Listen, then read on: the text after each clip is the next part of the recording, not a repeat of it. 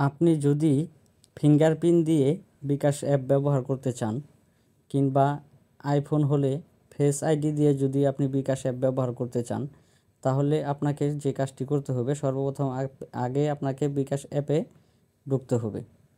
বিকাশ অ্যাপে ঢোকার পর এইখানে যে আপনার একটা ফিঙ্গারপ্রিন্টের ছবি দেখাচ্ছে, আর আইফোন হয়ে থাকলে এখানে ফেস আইডির একটা ছবি দেখাবে। এখানে আপনাকে একটা ক্লিক করে দিতে হবে।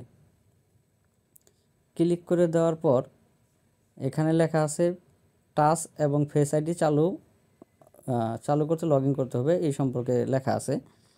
আপনার একই সিস্টেম আপনার আইফোন এবং অ্যান্ড্রয়েডের ক্ষেত্রে। আইফোনের ক্ষেত্রে হচ্ছে ফেস আইডি, আর অ্যান্ড্রয়েডের ক্ষেত্রে হচ্ছে টাচ, যেটা ফিঙ্গারপ্রিন্ট বলা হয়। তো একই সিস্টেমে দুইটার ভিতরেই করতে পারবেন। তো এই অপশনটা আসার পর এখান থেকে পরবর্তীতে একটা ক্লিক করে দিতে হবে এখানে। তো আমি পরবর্তীতে ক্লিক করে দিলাম। পরবর্তীতে ক্লিক করে দেওয়ার পর আপনি আপনার বিকাশের পিনটা একবারের জন্য দিয়ে দিবেন। তো আমি বিকাশের পিনটা দিয়ে দিচ্ছি।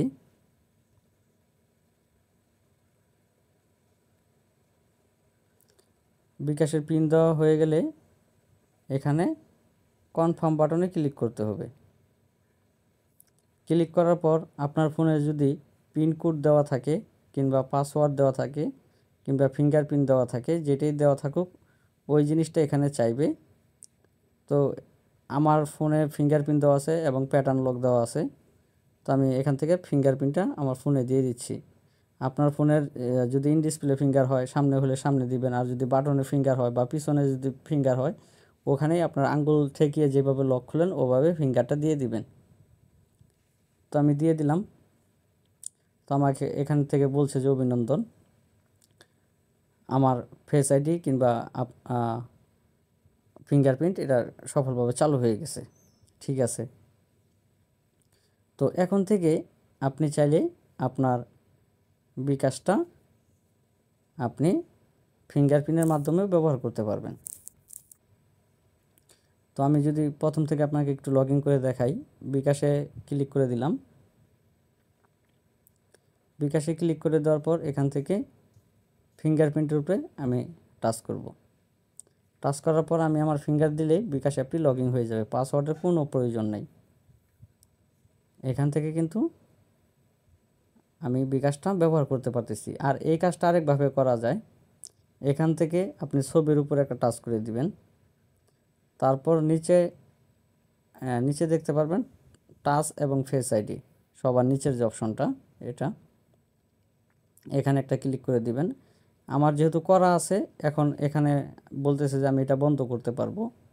যদি আপনারা ফিঙ্গারপ্রিন্ট না চান তাহলে আবার এটা এখান থেকে বন্ধ করতে পারবেন।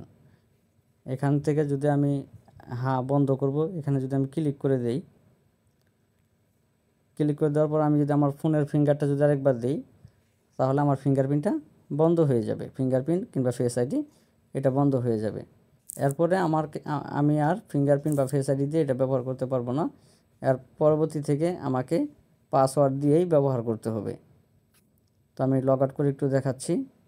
এখন যদি আমি এখানে চাপ দিই, তাহলে আমাকে বলতেছে ফেস আইডি কিংবা ফিঙ্গারপ্রিন্ট আবার আমাকে সেট করার জন্য। তো এখন আমাকে লগ ইন করতে হলে অবশ্যই পাসওয়ার্ড দিয়ে লগ ইন করতে হবে।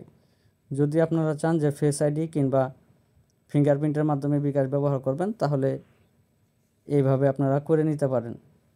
তো ধৈর্য সহকারে ভিডিওটি দেখার জন্য আপনাদেরকে অসংখ্য ধন্যবাদ। আর যাওয়ার আগে ছোট্ট একটা রিকোয়েস্ট, আপনি যদি আমার চ্যানেলের নতুন দর্শক হয়ে থাকেন তাহলে অবশ্যই চ্যানেলটা সাবস্ক্রাইব করে দিবেন। আর যদি অলরেডি সাবস্ক্রাইব করে থাকেন তাহলে আপনাকে আবারও অসংখ্য ধন্যবাদ। আসসালামু আলাইকুম।